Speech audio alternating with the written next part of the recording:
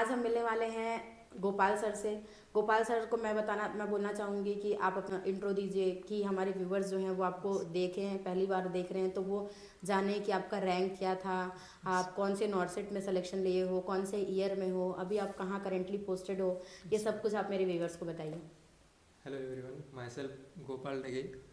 Currently I am working in AIIMS Nagpur. मेरा नॉर्सेट 7 में AIIMS Nagpur में सिलेक्शन हुआ है और मेरा ऑल इंडिया रैंक था 251 और मैं अभी प्राइवेट वार्ड में वर्किंग हूँ। वैसे स्टार्टिंग में मुझे तो इमरजेंसी मिला था, 7-8 महीने वहाँ पे किया। अभी मैं प्राइवेट वार्ड में हूँ। 251 रैंक माय डियर फ्रेंड्स। मैंने आप लोग को पहले भी बताया है, डिंकेश सर के साथ जो हमारा वीडियो था 46 रैंक था उनका। गोपाल सर का जो रैंक है वो है 251। कैसे आया सर? आप अब बताइए कि ये जो 251 रैंक है, क्योंकि हमारी जो पोस्ट होती है वो होती है मैक्सिमम टू मैक्सिमम 1000 या 2000 हमारी रैंक पोस्टिंग होती है, जो नर्सिंग ऑफिसर के पोस्ट निकलते हैं। तो ये जो 251 रैंक है वो लाने में आपको कितनी मेहनत लगी और कितने अटेम्प्ट दिए आपने? एक्चुअली मेरा ना मतलब फर्स्ट अटेम्प्ट में कुछ प्रिपरेशन हुआ ही नहीं था। अच्छा। तो बस थ्योरी किया था, कुछ एमसीक्यू की प्रैक्टिस वगैरह नहीं थी, तो उससे मेरा तो मतलब प्री में ही कट गया था मैं। अच्छा, हाँ, प्रीलिम्स आपका नहीं हुआ था? उस टाइम बहुत बुरा लगा, पर मैं पैनिक नहीं हुआ। फिर से रिस्टार्ट किया नॉर्सेट 7 तक, मतलब तब तक पूरा क्लियर था। मतलब जो भी अपना थ्योरी रहता है वो क्लियर किया। उसके बाद बहुत सारी एमसीक्यू प्रैक्टिस की और टेस्ट सीरीज़ वगैरह भी लगाई थी। टीएनसी का टेस्ट सीरीज़ था मेरा, उससे भी बहुत फ़ायदा हुआ। स्टार्टिंग में मतलब बहुत ज़्यादा रैंक आती थी।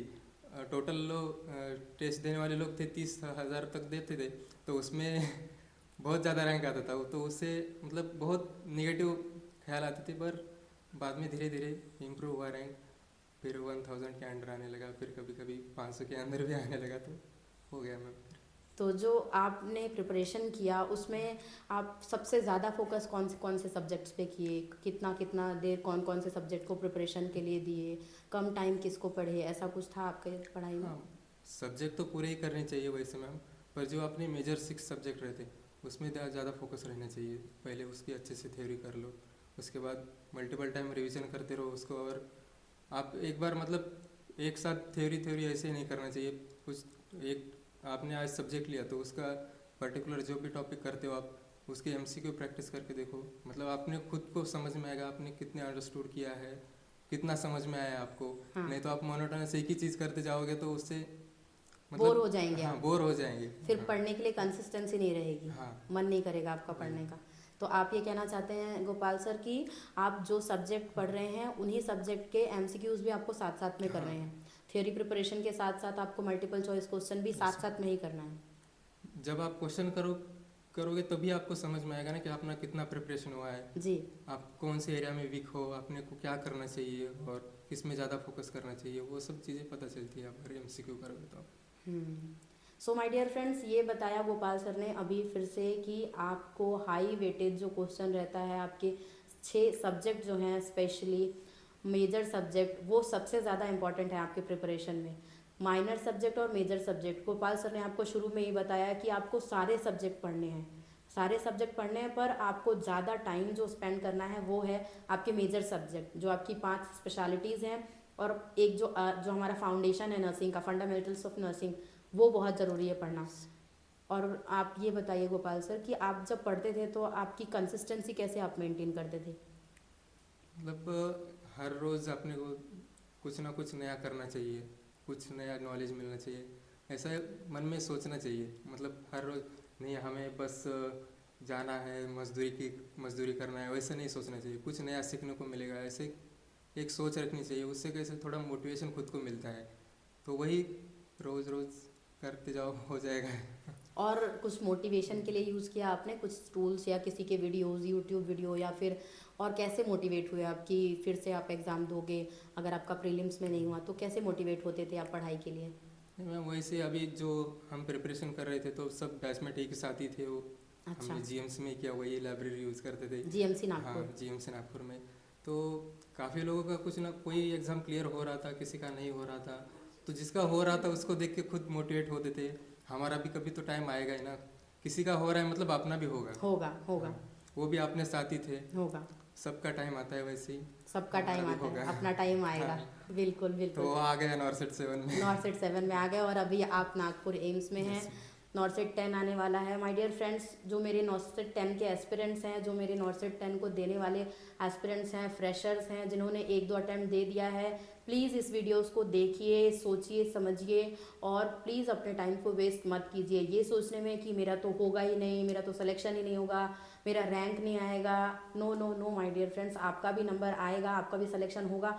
पर कैसे होगा? जब आप पढ़ाई करोगे, जब आप कंसिस्टेंटली रहोगे, जब आप अपने पढ़ाई में डिसिप्लिन रहोगे, तब पढ़ाई होगा।